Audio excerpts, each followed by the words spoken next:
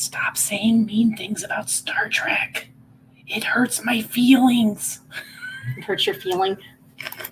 I just have one. Just the one feeling. Spock. Just kidding. Star Trek. I don't understand it. I'm sorry. Whatever. We're insulting our Trekkie fans, but geez, I don't get it.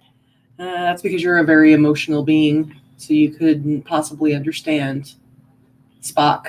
I guess I'll take that as a and compliment. his logical approach to life. Must be. Yeah, that's pretty much it. Did you miss us? Did you miss us? We're back. Hello. What's up, everybody? So I guess we can pretend like maybe we could be talking to some people out there who have never watched our show before. It's possible. It's possible. We might have a few new ones in there. We might. So I'm Katie. This is Vicky, a.k.a. Victoria, a.k.a. LV Pink Peacock, a.k.a. the ruiner of all fun things such as Star Trek, a.k.a. my fiancé. The ruiner of all fun things. Yeah. Listen, pretty who much. took you to Disney? Yeah, whatever. I'm just saying. That would be me. Yeah. Yeah. Mm-hmm. Pretty much. Anyway, hey guys, what's up? It is Wednesday. It is Wednesday. It is. It's Boss Up and List Day. All day. And all day. Do you want to tell them what Boss Up and List Day is? Boss Up and List Day is our all-day virtual listing party that we hold with all of you, our virtual stranger friends. We host it in the Boss Facebook group, which I think is the best Facebook group around. The link is down below. If you're not in there, you should be in there. We welcome brand new sellers to seasoned sellers, and we have quite a collection of all. It's pretty active, I have to say. I think we are at something like an 80% engagement rate, which is huge on a Facebook group, to have 80% of the people actually post and participate. So it's really cool. So what we do is every Wednesday, we put a little post up and talk about our goals for the week. And we talk about what we're trying to do for the day. Possibly we check in around the water cooler. I don't know if that's an expression anymore. Who has a water cooler? But we check in around the post. Offices. We check in. Well, okay, so there you go. Our virtual water cooler. How's that? And we check in with our goals and our virtual coworkers and kind of see what our goals are and hold ourselves accountable and hold each other accountable. And then we take a break at 11 o'clock Pacific time and come and do this with you. And we talk, this is our businessy kind of show. We talk about tips and tricks and answer questions. And sometimes we have guests and sometimes we do store reviews. And today is the day that we have planned absolutely nothing except to check in with you guys and see what kind of questions that you may have. And if there are any questions that we can answer. Yeah, for sure. Questions like Sandra, who says, who made you write It's a Small World, Katie? Well, we'll get into that in a second. But yeah, it was horrible.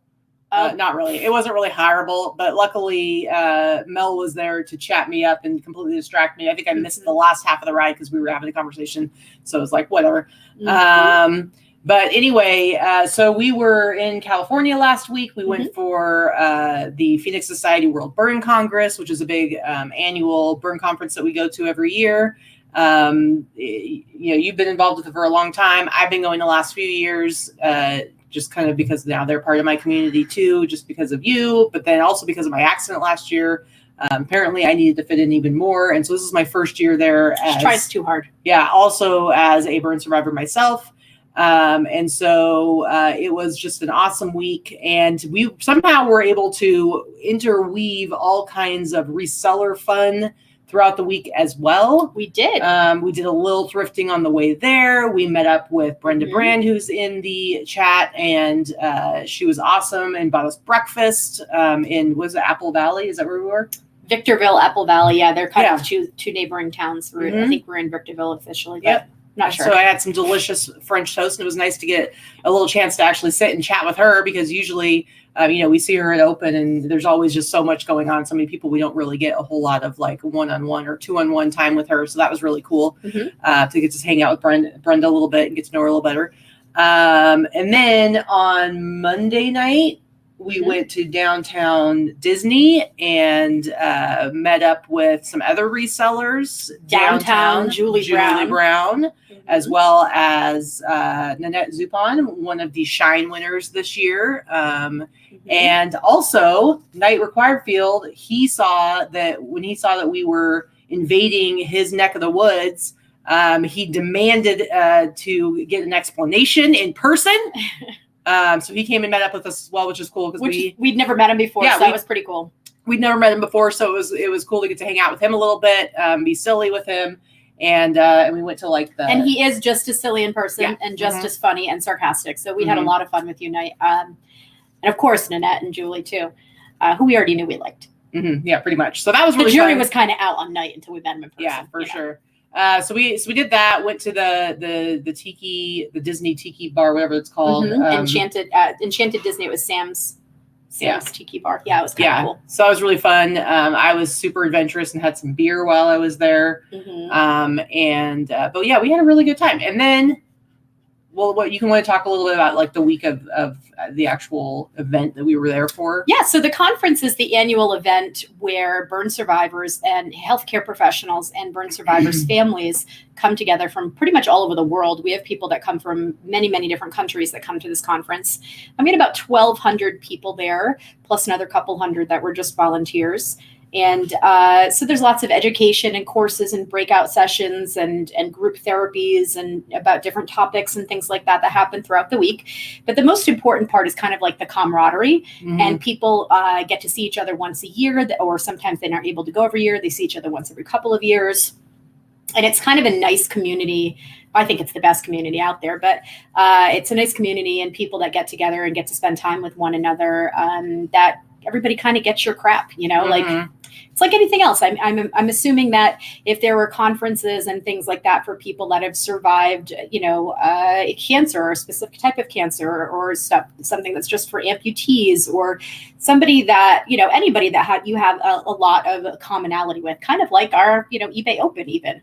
So it's pretty great. Yeah. And we had a great time. And a lot of new friends. Further reseller integration. We had Noelle there, Farm Girl Scavenger. Farm Girl Scavenger, who some of you may know was burned in an accident on her farm a little over a year ago. I think she's 17 or 18 months post-injury now. And took a little prodding, but I was introduced to her last year at eBay Open, and because someone, Kelly, Hip Flippin' Mama, knew that I worked with the burn community and thought it would be important for me to meet her. Yeah. As a new burn survivor. She said she's coming back next year. So I think she's coming back next year. So I think it was a success. So we got to introduce her to a lot of people, and she got to meet some people that kind of knew what she's been going through. Yeah.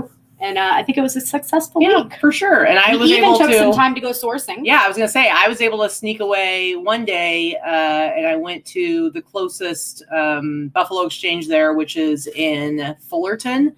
And it was pretty much a dud. I found like I got a couple of t-shirts. There was an amazing Pendleton wool Southwestern jacket. They had a price of $73, and I would have bought it, but I inspected it more closely, and it had too many moth holes in it. Too many spots where moths, it had been chewed away. And so had it been in good, better condition, I would have paid $73 for it, because I could have sold it for like probably close to $300. And so I didn't do that. So I only got 2 t-shirts, came back to the conference. And then on Friday, it was Friday, right? Or was it Saturday? I don't remember when it was Saturday. Saturday, we finally had some time, and we went with Noelle. I took you to a couple of Goodwills. I went to a different Buffalo Exchange in Costa Mesa. And that one was actually pretty cool. It was kind of hard to find because it's in this, like, they call it an anti-mall. It's like the super hipstery kind of outdoor mall. And there were, you couldn't even see the Buffalo Exchange sign or anything. I had to like park and then like find my way in through like trees and vines. But that place is really cool. Trees and vines. Yeah. You had to like hike. Well, it's like hard to describe because it was a very like hipstery outdoor, like there was lots anti means an exterior. So right. But it was very like not commercially looking, even though it had some commercial stores in it. It had like some food trucks, and like it had like the ones, what are the old, those old campers, the silver ones. Why can't I think of the name of it? Airstream, like an old Airstream food truck was there. Oh, that's cool. So it was very like super cool, but it was a little hard to find. I actually felt bad because I'd already dropped them off at Goodwill, and I got there and we just ate some fast food because we just needed to eat. We didn't know where to go. And then I dropped them off at Goodwill and I went there and it was like super cool. And there were all these like cool little food places. And I'm like, man, I should have, too bad you guys are so anti-buffalo exchange. But I was able to, I got a bunch of cool stuff there. And then we went to more Goodwills and all that stuff. Yeah, so, we did a little bit of sourcing. So we did go to the Tiki Room on Monday night with Nanette and Julie and Knight, but we did not go with our new favorite friends, I think. So we had met Deb. She's in the chat there. I don't know if it's Deb actually or Mel in the chat. She sells resell. We had met Deb at eBay Open just this past year. I know. Look we met them at eBay Open.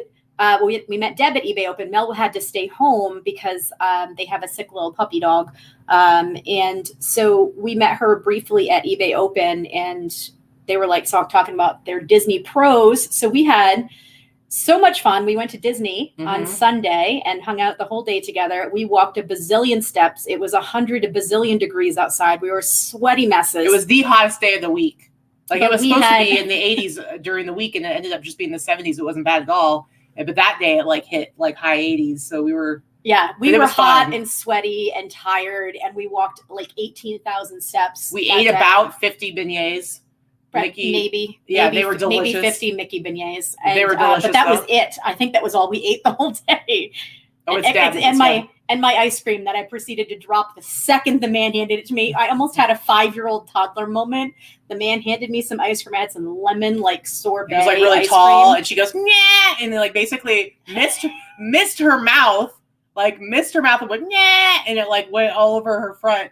It was kind of ridiculous. And then they tried to like just give her a cup because it's like all over her shirt. Like they were like, she was just supposed to go. And then Deb's like, can you give her a new one? Yeah, like she was supposed to take the cup and just be like, yeah. And then she probably would have if she was, had no other choice. Listen, it was Disney. That was like a $10 ice cream cone. I was totally gonna lick it off the front of my shirt. Well, like I think you would have done that anyway. That's true. That's true. Anyway, but it was super fun. And we're talking about going at the beginning of the year, going back because Deb has clued me into some cool. I mean, I've known about like there's like different warehouses in California that you can go to kind of like by private appointment. And I've been wanting to like check one of them out for a long time, but she has a specific one that she's been to now. Did the preliminary work and got some stuff. And so we're actually going to go back because I want to go do that sometime after fourth quarter. And do like some big buys of vintage stuff and also go to the Rose Bowl, which I've been wanting to go to for at least a couple of years now, ever since I've been into vintage streetwear stuff. So we got plans, guys. We got plans. We'll be hanging out again for sure. We had a lot of fun. We definitely get along. We are very similar personalities, the four of us, and I think that we play well together. We had fun. So I did see there Connecticut girl busting out a $16 super chat. And she says that we need our weekly song from Katie. Okay. All right. And also she wants to know, what do you guys think is appropriate for a Christmas gift for your postal carrier if he is awesome and super efficient? And so wait, I'm going to answer this. Wait, first. I'm going to answer this by song. Okay. When you got a cool postal man who does his job really well, you want to make sure you let him know that you appreciate him. But there are some rules at the post office, and he can get in trouble if you give him something too big. So maybe now, without a song, Vicky's going to tell you how. Go ahead. That was pretty bad. That was amazing. That was amazing. It was well worth $16. So actually, they are not allowed to accept gifts greater than $25. So basically, what I usually do is I do a couple of things throughout the year, but I always give a gift in general. We know our postal lady, and she's really nice. So we tend to. I always buy her a gift. Like I give her like a pretty scarf or something like that. I buy her a gift, and then I usually give her a gift card or two. I usually give more than $25, but I will do individual cards so that she doesn't get in trouble. So, and I always make sure that it's the day that she's working because don't get me wrong. It's not that the subs don't, deserve something too, but our subs suck and they always forget to pick up. So I want to make sure that my gift goes to my designated carrier. So I have to make sure that she's working. So good thing I see her come pick up almost every day. She walks by my office to get to the door where we have everything. So I give her, 1 or 2 gift cards, and then I always give her an actual gift. And you can also spread it out a little bit. Maybe give them a card gift with a gift card in it. And then like on another day, have hot chocolate waiting for them or some cookies, some Christmas cookies. In the summer when it's really hot, I'll go out and meet her with an ice cold ice water or a Gatorade or something like that. And sometimes I do gift cards for like Starbucks or whatever. I honestly don't even know if she uses Starbucks. I hate Starbucks personally. So you're like, here, let me give you a Starbucks gift card. And then what if your post person is really sucky? Give them coal. I would say if they're really sucky, I would give them a gift and a card saying, thank you so much for your service. My business depends on you being, I don't know, I would be like overly nice and give them a gift. And then maybe they'll be more inclined to do better because they'll feel like, oh, this, whatever. I mean, it could be that they've been working a long time, or maybe they're just not very good at their job, or maybe they I don't know. Because we deal with that stuff too. Anytime our post lady is takes the day off, I swear they don't pick up our stuff. And I've lived here almost 6.5 years, and I have a standing pickup 6 days a week, period. It's written in the post office. It's written above the postal carrier's route box. Yeah. It's everywhere. It says that. It says it inside there. We have mailboxes that are at the end of the driveway with those standing mailboxes that are at the end of the street. I should say we don't have individual mailboxes on our house. We have the neighborhood ones. It's written there so that when they drop off the mail, it has a big note that says pick up at our house number. It's bad. But sometimes because our mail lady, she usually comes between 2 and 3 around there. And so when it hits 5 o'clock and our mail still hasn't been picked up, we are actually able to call the post office. And there's been a couple times when they haven't answered, and that's been a real bummer.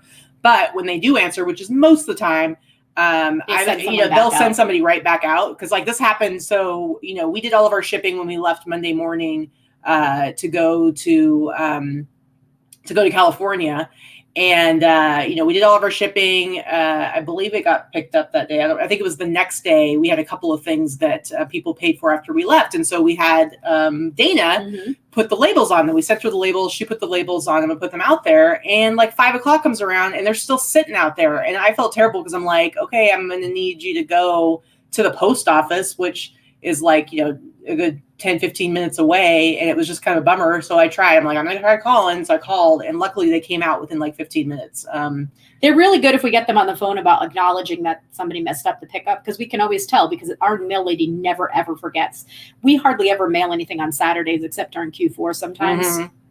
And she will always come and knock on the door. We had a bunch of packages on Monday, and we didn't finish in time to get them out to her. So we knew we were going to go to the post office to drop off. She came and knocked on the door. She's like, you've been gone a whole week. I've been worried. Are you okay? And I said, yeah, we just got back. We're not done yet. We're going to go drop off. She's like, okay, I just wanted to check. So Thrifty Minia says, I drop off my few packages in the same blue drop box. How do I give a gift to that postal worker? You know what? If you really want to, and you want to give us resellers a good name, you can find out which post office that box is picked up by. Take them some cookies and just say, for everybody that's in that particular post office, and just say, hey, I am a reseller and I really appreciate what you guys do to help me with my business. Yeah. I mean, it doesn't like hurt. Brenda says, she's in a small town. Brenda Merkel says, just drop a big gift bag of goodies off at the counter for all the workers to enjoy. Yeah. That's a great idea too. And just make sure you tell them hey, I'm a reseller and we really appreciate you. And it's, it never hurts to make them feel loved by resellers so that they're more inclined to be helpful. Exactly. There was you did miss a super chat a little further up from our buddy Nathan. Just wanted to let you know we were too busy cackalaacking. Yeah, we were. Let me see if I can go back. Oh, here we go. Red Neckerson's resales. Nate, I hope you're doing okay. You've been having some rough times lately, but we appreciate you a lot. And thank you for the $1.63 super chat. Here's a little something for you. Yeah!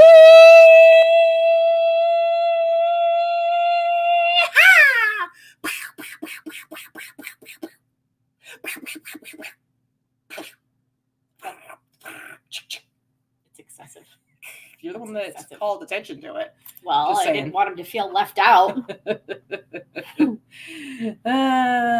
Speaking of babies, I'm seeing babies here. Talking about babies, Katie is officially the baby whisperer. So if you have kids or grandkids that you need to be put to sleep, just call Katie. Mm-hmm. You know, I'm not saying bring them by the house because I don't want them. But I'm kidding. I love babies. I do. I love other people's kids. Mm-hmm. But Katie was the official baby whisperer at the conference. We have a few people that would bring their babies there. One is our friend Cynthia that works in, she's the volunteer coordinator for the conference. And she brought her little 6-month-old son with her. And every time she could not get him to sleep, Katie would go and pick him up. And like 3 days in a row, this baby would snuggle into her shoulders and just out like a light. So cute. So cute. All right, guys. So now that we're like 20 minutes into the show, I mean, we covered a couple of businessy things, businessy questions. But again, this is Boss Up and List Day. It's all about getting stuff listed, working on your business, improving your reseller business, no matter what platform you are on. So if you have any questions pertaining to your business, anything that you're stuck on right now, or you want some help with, please go ahead and ask us. Oh, wait. I did just see, I'm sorry, before we get into business, I have to acknowledge Sandra's little comment right there. We may need you for some baby whispering next year. So fingers are very crossed because we are great aunties, just so you know. Yes, that would be awesome. All right. We're crossing our fingers. So speaking of, different platforms, one of the things I mentioned this, I do a 2 or 2 post every day in the Boss Facebook group. It's just like a little, similar, like this is all about listing on Wednesdays, but we also have a whole thing where it's like every other day of the week. It's like no matter what, even if you have other stuff that you have to do and you can't really focus on the work side of things, getting 2 listings done every day and trying to get into that habit is helpful. And if you can't do 2 new listings, then at least end 2 of your oldest listings and do a sell similar on those. And so I was talking about how, I've been doing Etsy on top of eBay, very, very, specifically like focusing on those and committing to those 2 platforms where I'm listing almost every single day. And I added Etsy over a year ago, and it's really paid off now. It's brought a lot of additional income on top of my eBay income. And so now my new thing is that I need to buckle down and do Instagram. I don't want to do Posh right now. I don't want to do Mercari. But specifically because I do streetwear and vintage streetwear, which is really, really hot right now, has been for a few years, but especially right now. And it's very, very present on Instagram. I know that I'm missing the boat. I know I'm missing a lot of potential sales because I haven't been focusing on Instagram. And so I have like a separate Instagram account just for my eBay and Etsy and reseller business, A Boutique for Him. And so I need to be posting every single day. And so I'm trying to simplify the way I'm doing it. The way I was doing it before, it took a lot more work. I'm trying to simplify it because when it's more work, then it makes it so I want to put it off. Do you want to actually answer any of the business questions or you just want to talk? I just want to talk, man. Anyway, I'm trying to talk about my goals, man. My goals. This is not the Katie show. It's half the Katie show. All right, which one do you want to start with? Let's see. So Laura Franzica says she needs help with freight shipping. Laura, put a post up in the Boss Facebook group and see if there's some people that can help you. I know that we chatted a little bit about it yesterday. It's not something that I have done in a very long time. So me answering your question would be the same thing as you doing some research because I'd be having to research it too. I haven't done it in a long time. Last time I did freight shipping was about 10 years ago and it was from the East Coast. Mm-hmm. I know it has all changed since then. So Trish Glenn has recently had to arrange for some shipping of pallets and stuff like that. So, she might be somebody to like tag in a post and see if she might be able to help a little bit. And hopefully there's some other sellers who have had to do that. So Anna Stewart said, question, Casey told me knickknacks don't sell on eBay. Where then? Well, knickknacks is kind of a generic term. Yeah. So it really depends on what do you mean by knickknacks specifically.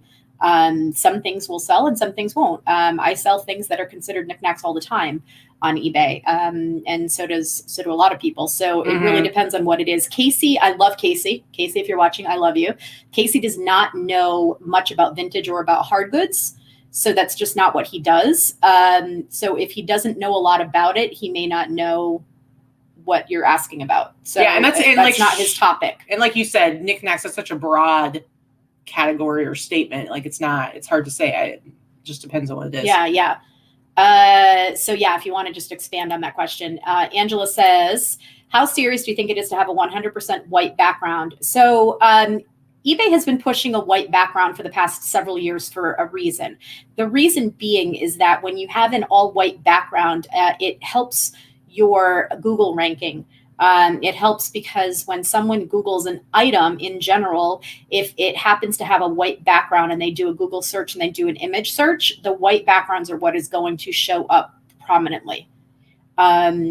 If you have a crazy background with all these kinds of things in the back and your item may not be as visible or the computer, interwebs are not able to tell what the item is because of the distractions of the background or other things in the photo, then your item may not come up as high in a Google search. Yeah. That is the reason why. It's not something that is mandatory, although it may be at some point, I'm not sure.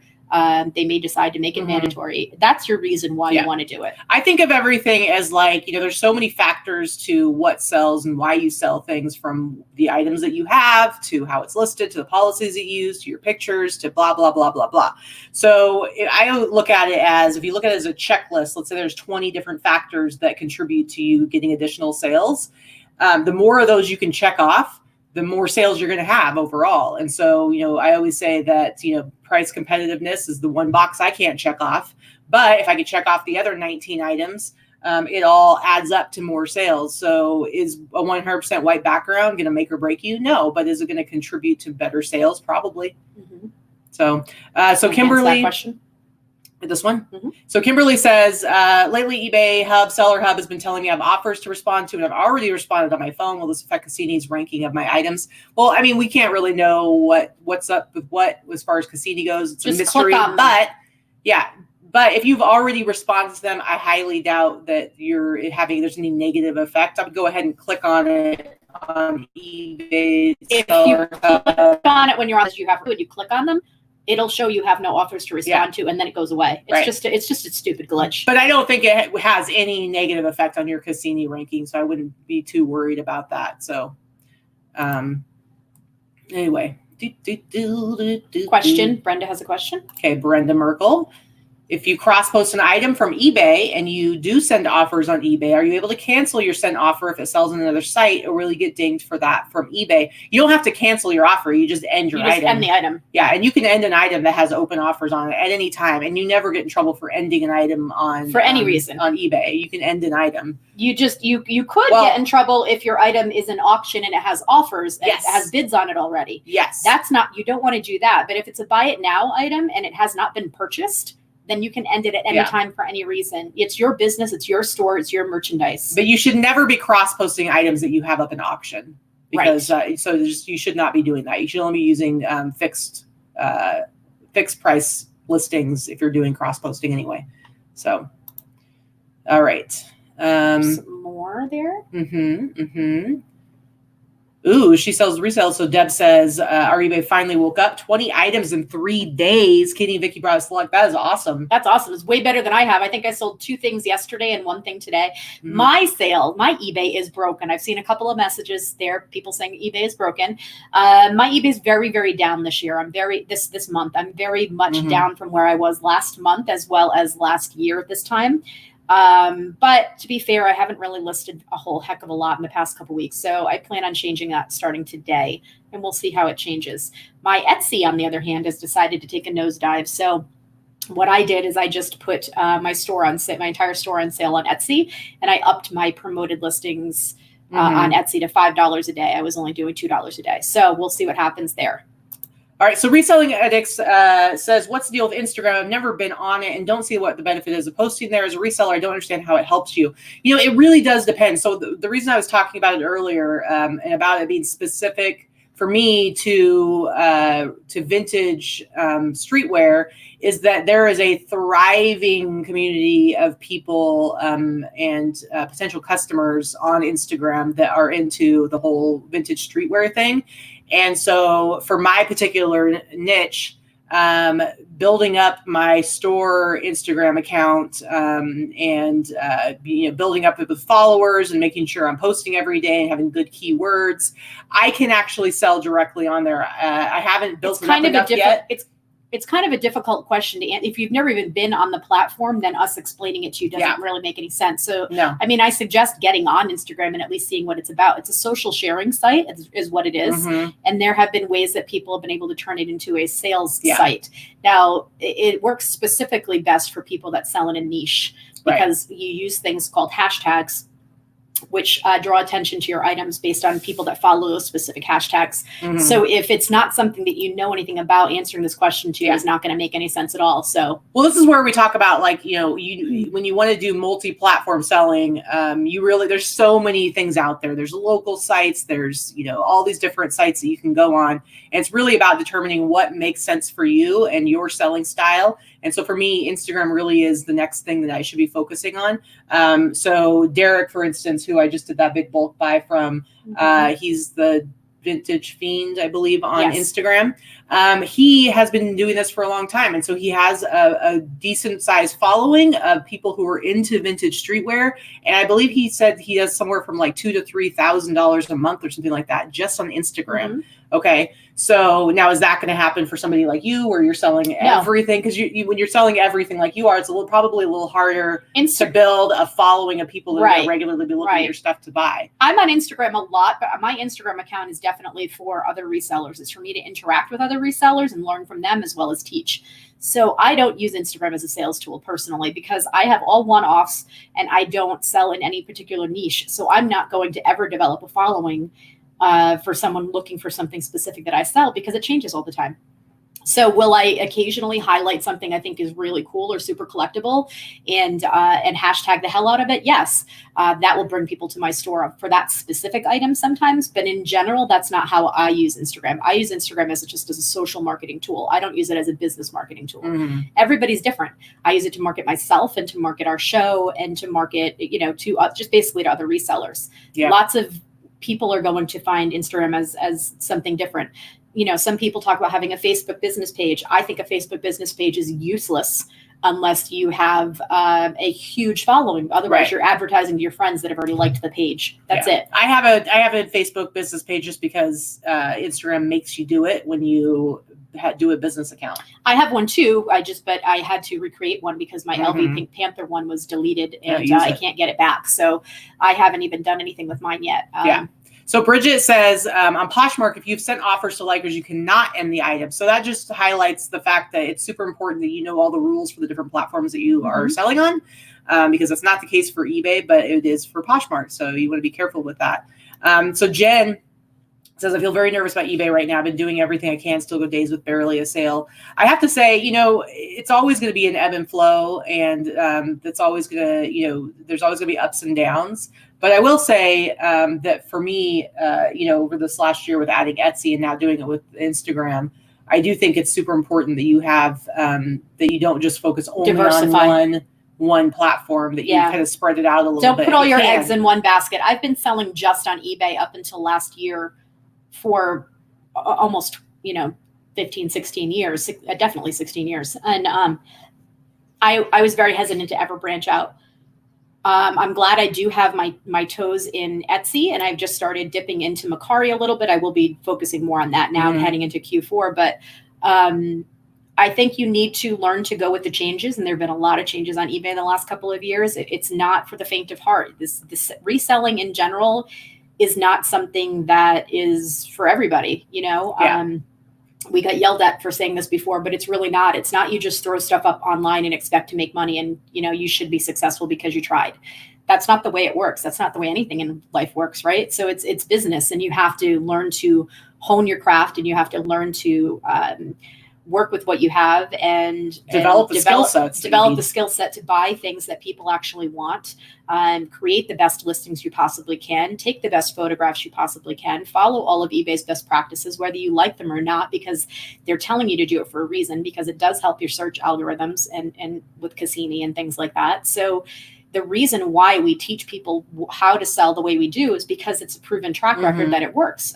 Katie is successful on eBay. I'm successful on eBay. Do we still have the EKG and some days are better than others? Absolutely. For sure. I'm up 50% over last year overall, which is huge for me being full-time, forever. But I'm down this month from last month. So it happens. And I'm up this month from last month. And so it's hard to say, but like I said, but I mentioned this earlier, you should be spreading out over multiple platforms. However, remember, you have to commit to the platforms that you choose. You can't just do a couple listings on this week and in a couple weeks do a couple more listings on this other platform. You need to choose. There's probably more than 10 different ways that you can sell when you add in, Facebook Marketplace and OfferUp and Depop, and there's so many different places that you can give your time and attention. So, slowly start adding platforms, but make sure that you are committing to each of those platforms, because otherwise you're going to end up making a whole lot of nothing on and working really hard. Yeah. I mean, List Perfectly is one of those programs. And let's just mention, they are one of our sponsors of the show, but we are not paid to talk about them, but they do help sponsor us. So one of the things I wanted to say is that List Perfectly has made it a lot easier for sellers to cross promote and cross a lot of different platforms. There's lots of different subscription levels that can be very inexpensive, all the way up to the professional level, which is what I have, which is, I think, fantastic. But you have to commit to that. It's like Katie just said, you can't have 5 things on one platform, 10 on another, 500 on one here, and you expect that you're going to be successful on all of them. Because when you spread yourself so thin, and you don't dedicate the time that you need to any one platform, then you're just not going to see success on any of them. Yeah. So Jameson's Closet wants to know about a recommendation for a thermal label printer. Honestly, so we use a Zebra one. The Zebra one that we use is it's not even the one it's an older one. Ours is a couple of years old. It's the Zebra 505, which is one of the higher priced ones. It is around the $400 or $500 range. I will say that we do have a couple linked below.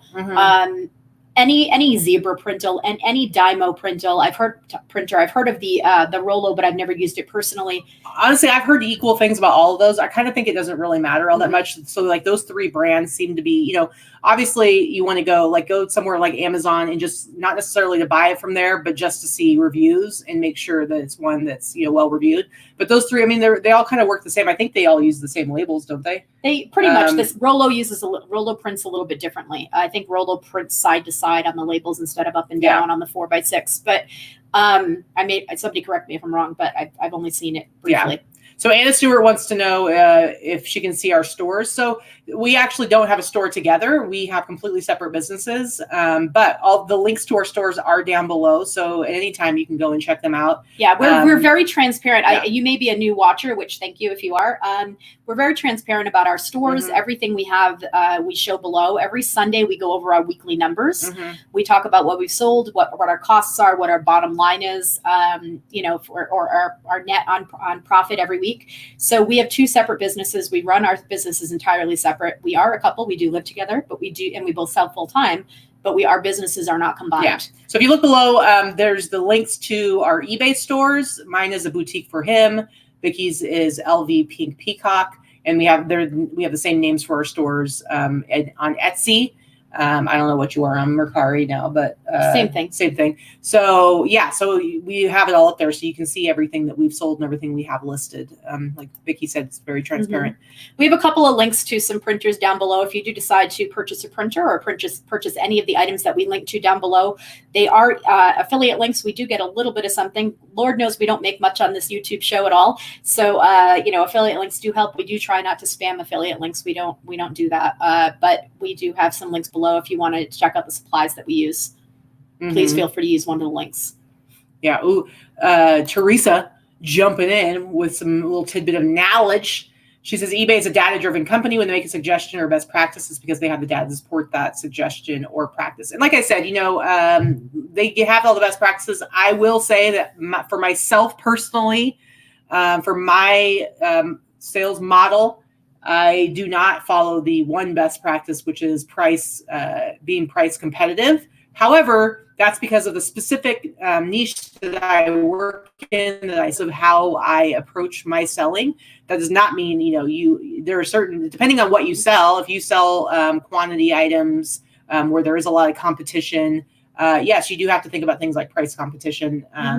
But so it just depends. You have to decide what works for you and your business. Yeah, and I don't follow a couple of things either. I don't price the lowest or the most competitively, and I don't offer free returns. So, you've got to figure out what business model works for you. I did offer free returns for 10 months, and my returns shot through the roof. It did not increase my sales. Yeah. So for me, it didn't make sense.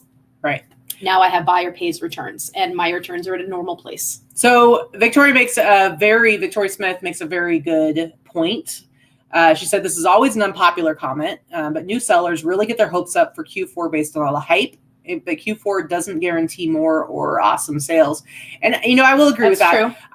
Overall, it is sales, busier. Overall is busier. Overall, a lot more money gets spent during the fourth quarter. People are buying presents. People are just generally in a spending state of mind. It's the weather's changing. It's cold. People are indoors.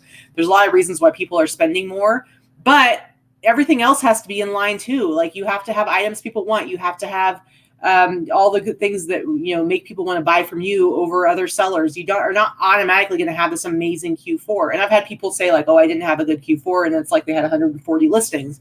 So there's a lot of things that can go into it. And like Victoria says, one of her main categories, dinnerware and kitchen stuff, it's usually a little slower, but she does do well on toys. But so it really does depend. Overall, you're most likely going to see at least some increase in sales during fourth quarter, but don't bank on having these amazing sales during fourth quarter.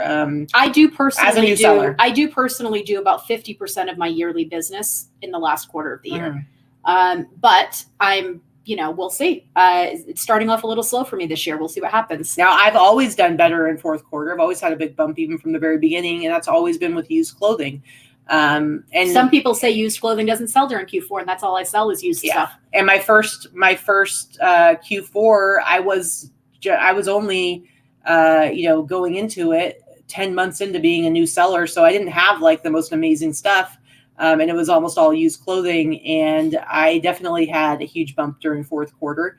And I do sell now in a niche it's very focused on like collectability and that kind of stuff. So it depends. There's no one size fits all. There's no thing that applies to everyone. Exactly. So that's true. Exactly. So you got to be aware of that. What did I want to say? There was either a question in here or something I thought I read briefly. Jared Roper asks, do you recommend a certain mannequin for top sales? No, I recommend a mannequin in general. So either you need to have a really good flat lay setup, and I don't mean lay it on the floor and take a picture of it. Flat lays can look fantastic if they're done properly. You have to have a good setup for it, perfect lighting, a good background. I'm not saying you have to have the succulent in one corner and the rose gold plant in the other corner and be all posh perfect. That's a thing that's very much on Posh. You don't necessarily need that for eBay or for Etsy either, although Etsy does like a little bit more of a decorative background, kind of like Posh does. It does depend on how you're staging things, but a flat lay needs to be very clean and crisp. If you're going to have a flat lay, you need to make sure the item looks excellent and it's not full of wrinkles and just kind of tossed there. It has to be posed properly. The arms have to look right if it's a piece of clothing. So I think a good flat lay is fantastic. I've actually started flat laying a couple of things here and there to test it. For me, it just kills my back. I don't have, if you have a big drafting table that's up really high, that would be perfect. But if you look at my store, I think my pictures look really good, and I'm using one of those half hollow hanging mannequins. A $10 half that you mannequin. can buy, depending on you can get it online for like $25. Oh, less than that. You can get them like $15 delivered, a family of 3. You can get the male, the female, and the kid for like $20 delivered. So really, it's there. I wouldn't say that there's anything specifically that you have to do. Just get it off a hanger and get it off the floor. So Anna says, I'm new. My sales are up, but I'm more knowledgeable. That's the thing. There's so many things that go into being a successful seller. And the ones that are the most successful the most quickly is that you start out with a certain amount of instincts. That's something that you can't really teach. And you can't really, it's like you either have it or you don't. So, and I believe both of us have that. And that's a lot, I've only been doing this for a few years, and I learned very, very quickly. And a lot of that had to do with just an innate instinct for how to figure out what stuff sold for or what was valuable. So there's the instinct, there's the ability to learn quickly and then to apply that new knowledge and to retain it and continue to grow and learn. And so it takes a lot. Like we were talking about hanging out with Deb and Mel. So they're relatively new sellers. They've only been doing this for, I think, less than a year or about a year. Their listings, I think they're under 400 listings, aren't they? Because they both have full-time jobs. But if you look at their numbers and look at their store and look at their sell-through rate, they're doing really well for just starting out for the level for a side hustle. Yeah. And a lot of that has to do with the instinct that they already have. They're already picking really great items. Plus they did, I know they did do courses through Rally Roots. So going to people who are going to give you quality information, it's not always a bad thing to, pay for help if you go to the right people that could actually get you started to get you ramped up. And the good thing about some of the paid courses, and we're not about to pitch one because we don't do that. We don't have it. But some of the things about some good paid courses, and do your research on who the good people are, because there are people that charge and have no business charging for anything. But people that do teach courses and teach them well will save you a lot of time, money, and mistakes. So if you want to get ramped up, of course, the information is out there for free. Let's be real. You can find anything you want on the interwebs for free, but you have to know where to look, and it takes a lot of time to learn and research. So sometimes people are wanting to invest money to save time. Yeah. And there's nothing wrong with that. No. Just do your If you research. go to the right people. Just do your research that it's the right person teaching you information. Somebody that is transparent about their numbers, somebody that has a proven track record, somebody that has been on eBay or Etsy or whatever platform you're wanting to learn for an extended period of time and is successful at that before they start trying to teach somebody how to sell. Amazon, whatever, and there are excellent sellers that have many, many different types of good courses that are worth the money.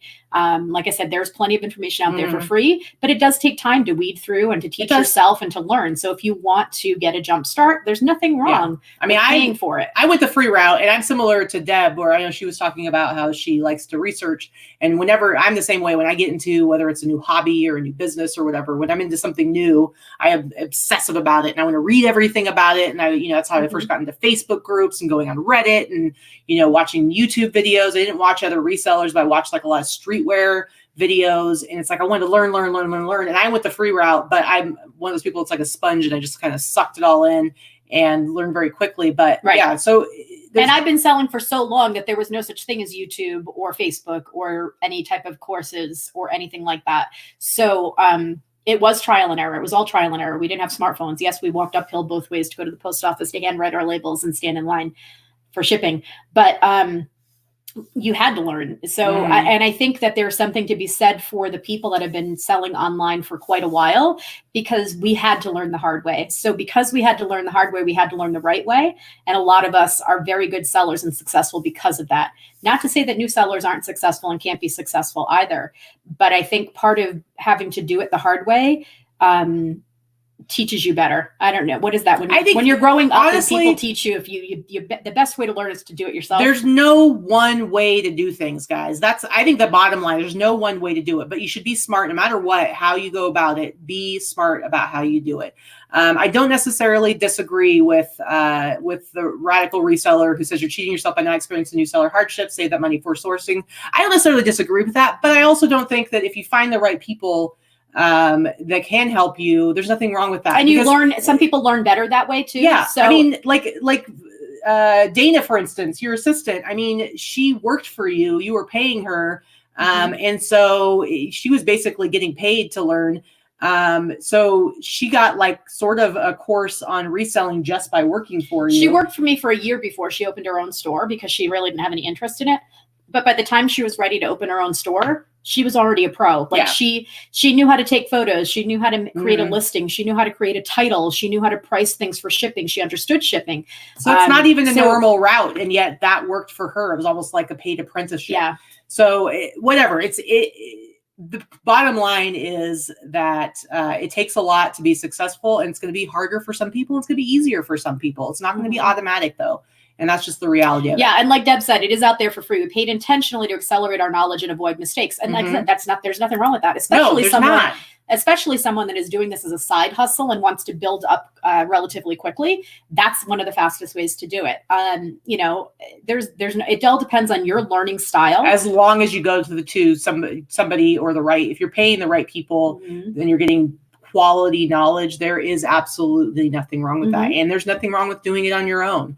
because you can get bad information for free. You can buy bad information. That's You can true. buy good information, and you can find free good information. There's no right way to do it, and everybody gets to have their own way, and they get to decide that for themselves. So yeah, I mean, you have to, like Jen says, part of this business is having instinct. And Katie and I've talked about it before. You can't teach instinct. You also can't learn instinct. You can study BOLO lists till the cows come home, and learn how to buy just on BOLO lists. And a lot of people do that. Or you can learn or you can have an instinct and learn what will sell just based on your eye and based on instinct. And you can't necessarily teach that. So that's why there's a lot of people that have been doing this for a very long time that are not very successful, no matter how hard they try, because they may just not have the instinct to do it right. They can follow the chart, but that doesn't necessarily mean that they're going to be successful. So it's, this business is not for everybody. It's like any other business. Or they're unable or, unwilling to adapt. And the reality is that if you're not able to adapt in this business, if you can't roll with the punches and find new ways to be better at what you do, you're going to fall behind. And that's just the reality of it. That's why I say, no matter what, you should always be learning and always be willing to make changes, because I know I do things differently today than I did 6 months ago. And it's like, you just cannot stay stagnant and be like, well, it worked for me before. Why isn't it working for me now? Because things are different. You're working with different, it's like, think of it as a math equation. There's different inputs are going to lead to different results. It's like, you can't keep doing the same thing and expect it to always turn out the same for you. Yeah. And like someone said, I think it was Jen said, I bought a lot of junk I bought a lot of crap in the early years and learned a little about a lot, or I learned a lot about a lot. That was me. Everybody, buys crap to begin with. And I still buy crap. We still make mistakes. Everybody does. The goal is that you make fewer and fewer mistakes as you get better at this business, right? Absolutely. Yeah. So Deb says, Casey's also helped us on the numbers/business side. Yeah. Casey, he's a numbers dude. He is, he sells things completely different from us. His whole sales model is very, very different from ours.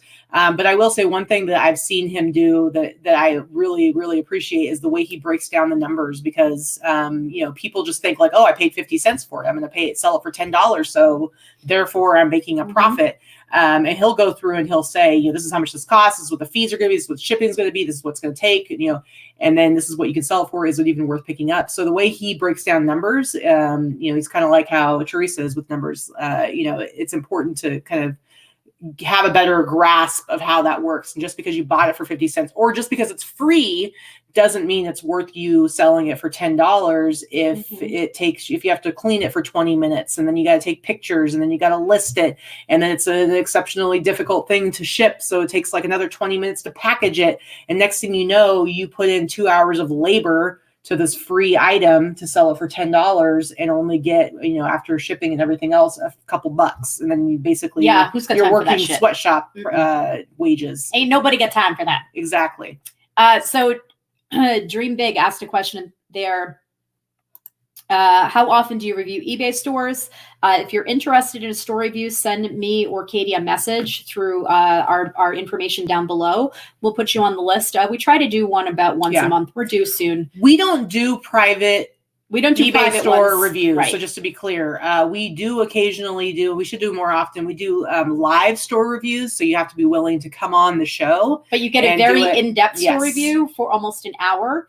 But you have to be willing to be a guinea pig and be on the show. But we don't do private store reviews. We don't charge for them. If I were to charge for them, I would probably charge over $100 for a store review. It is very time consuming.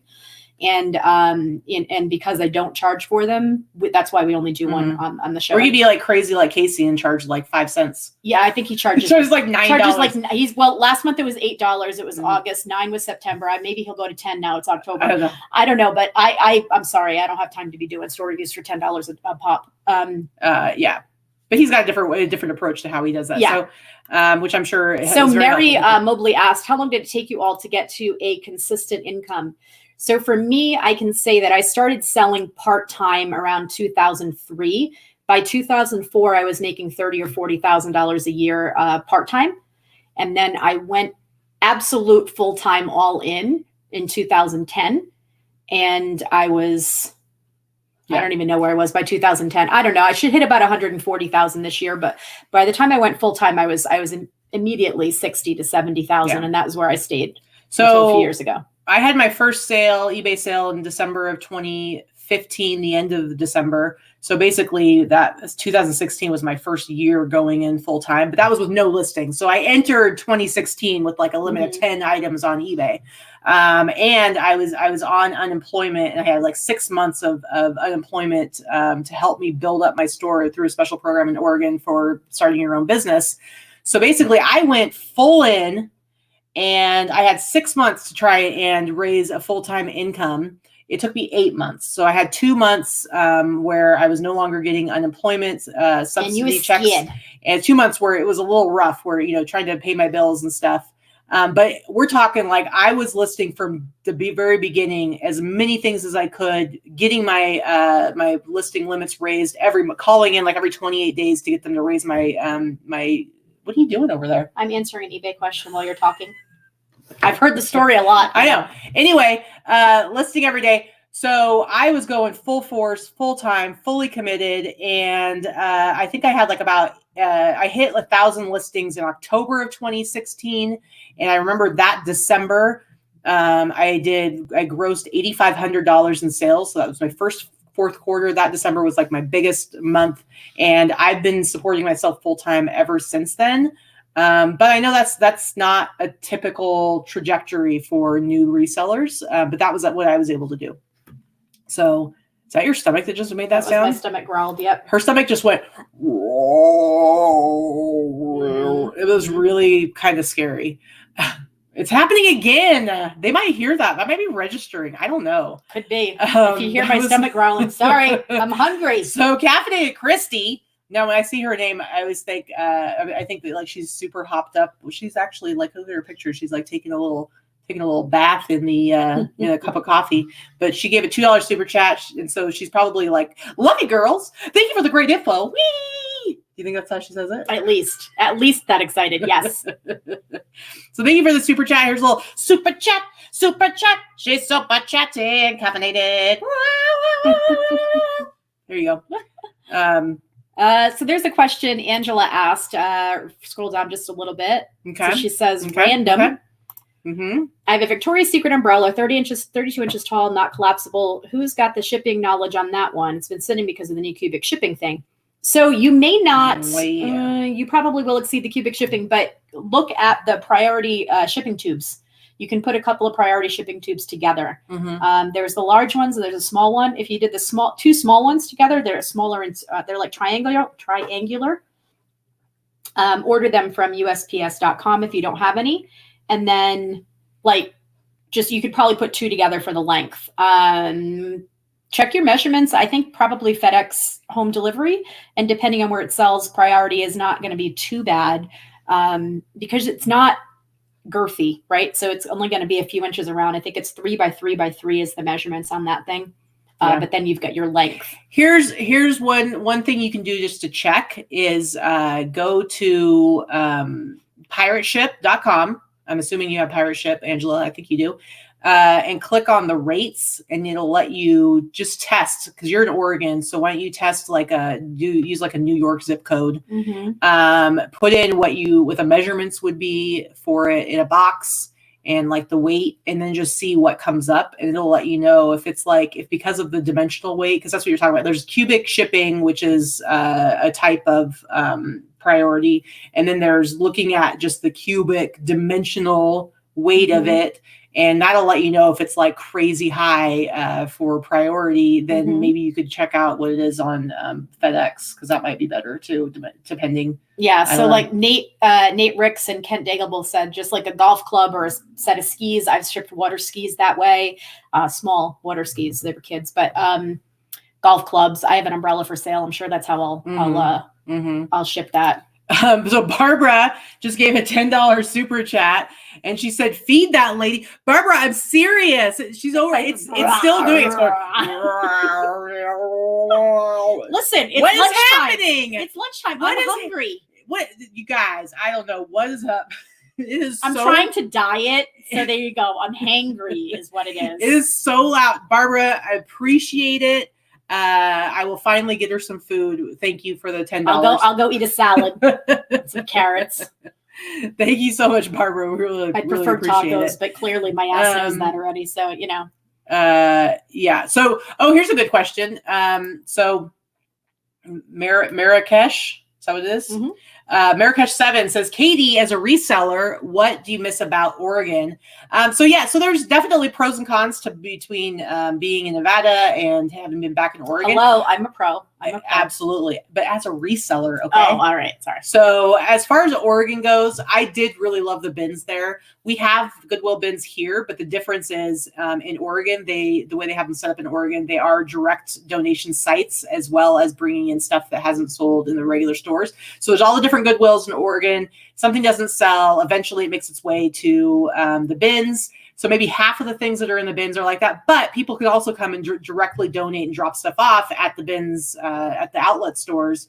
And so half the stuff in there, that's where you see how people get like these crazy finds. Yeah, they're finding Louis Vuitton and Patagonia left and stuff right. That there's like, Pendleton, Southwest jackets. Not here. Yeah. So in Oregon, that was actually possible. Like I actually found the Pendleton dude from the Big Lebowski. Here we go with the story. You shut your mouth. You shut your mouth, woman. I found that at the bins, you guys.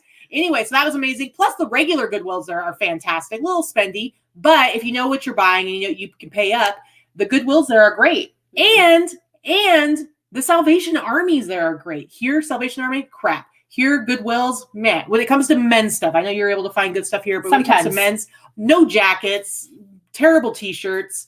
So yeah, but here, Savers. Savers up the wazoo. And back in Oregon, I loved Value Village, which is owned by Savers, but there was only one in my area. I'd have to go up to Portland, the other one. Here, I've got 6 of them, guys. I got 6, y'all, and I got Buffalo Exchange, y'all. You are not Southern. You can't pull out the y'all. Oregon, there was Buffalo Exchange, but it was up in Portland. I didn't like to go up to Portland, so I guess that's my answer. I miss a lot, but Jamie says, you guys are good luck. Been quiet all morning. Since I started watching, I've sold 11 items to 3 different buyers. What? What the what? I've sold nothing. Jamie, what is happening? What is happening? Good golly. Good golly, Jamie. That is crazy. I love those multi-quantity sales, though. That's pretty cool. So Kent said, oh boy, they're full of crap. The only thing I found in the bins was the clap. I think you're doing it wrong, Kent. I think you should. I think there's something very wrong there. But you know what? Even with the bins, as I developed as a reseller before I moved here to Vegas, I was going to the bins less and less. What I would basically do is there were like 2 or 3 days a week when I would go to go sourcing, and I went in Salem. Which I think is a great place to source. I would start my day at the bins and I'd be there for like 45 minutes and just really quickly go through. And then I would go to I'd make my rounds to the other stores and stuff like that. So I didn't put full days in at the bins like some resellers do, but there's ones in Oregon, like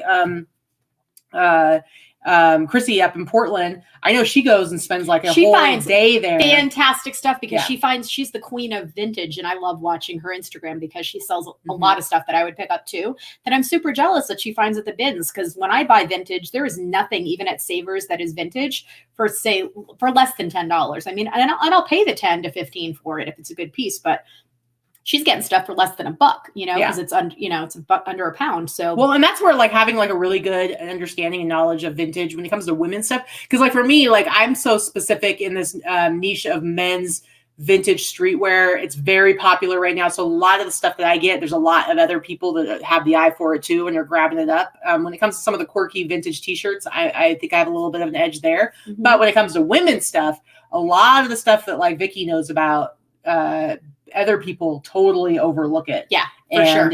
So somebody like you and like Chrissy, like hanging out all day in the bins, they can just like make some bank there.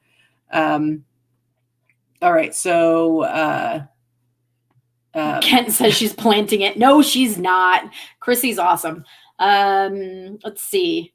So Krillin 876 gave a $2 super chat. Apparently has had some unfortunate experiences with the bins. I will say that people can be a little. I've heard some horror stories. A little grabby. I've heard some horror stories before. A little grabby. They steal carts. And I've heard some horror stories of like people being a little bit inappropriate at the bins. I have. Hasn't happened to me. Yeah.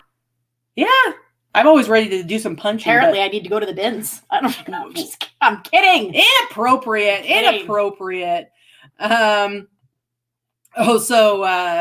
it hasn't popped up over on here yet, but Mary just did a $5 super chat and wants to know when we are going to be doing a $5 or not for the $5 super chat saying, when are we going to be doing a Rocky Horror Picture Show listing party? I'm going to go ahead and say that's probably not going to happen. I don't even know what that would look like. I don't know. And even but we have been to Rocky Horror if I had times. a plan for it, I guarantee you somebody would put the kibosh on that. And I don't know. I love Rocky Horror. I know. Okay, so I brought you. You're gonna do a listing party where you perform it. No. Yeah. Exactly. I mean, I can do the time warp and stuff. And I'll get all my appropriate props. But I suppose we could, I don't know.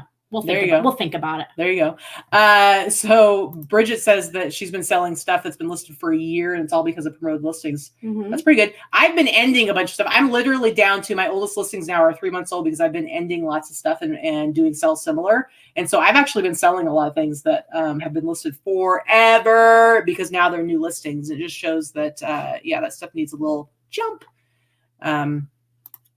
Anyway, all right. It's after 12. Oh, the time went by really fast. I guess we should probably get you some foods. I need some. You heard that. You heard that guy. I get to have some carrots and hummus, maybe. Yeah. Hummus tastes like dirt. You're the one that bought that. You talk about your black bean hummus? I don't know. Dieting weird. sucks. Gross. I love good hummus is delicious. Delicious. Dieting sucks. Delicious. Mm-hmm. Just saying. Listen, this show is brought to you by my growling stomach. I know, right?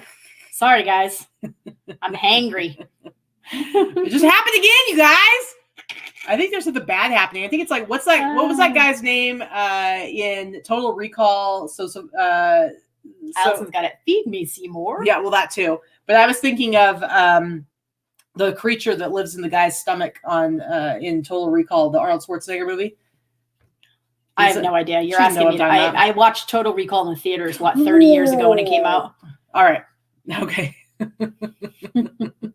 Anyway, guys, thank you so much for coming and hanging out with us. It's time to get back to work. I got a little office cleaning I got to do before I can finally sit down and do some listing. Mm-hmm. You shut your mouth.